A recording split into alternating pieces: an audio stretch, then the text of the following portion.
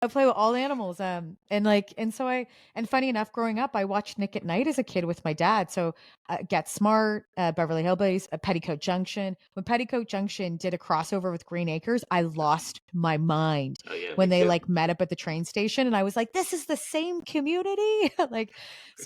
Very heavily influenced by American television because in rural Canada, we you couldn't get cable. It didn't come out far enough. So my parents spent the money that they somewhat had, didn't have a lot growing up, but they got themselves a satellite dish. So I'd watch MTV, Much Music, Disney Channel, and like kids in Canada were not getting that unless you lived in rural Ontario, which is kind of funny, right? It's kind of HBO. I would like was locked on HBO majority of my life as a kid, watching some of the best, like 2001 Space Odyssey would come on, and I was like, what is this? And was introduced to so many amazing films and screenplays at such a young age because of, funny enough, living in rural Ontario, right? You would think that most of the time that would be a city kid thing culture, but Right. in Canada during the 80s and the 90s, it was rural Ontario that was getting it. And like you could get a satellite in Kitchener, but you usually got cable because it was cheaper.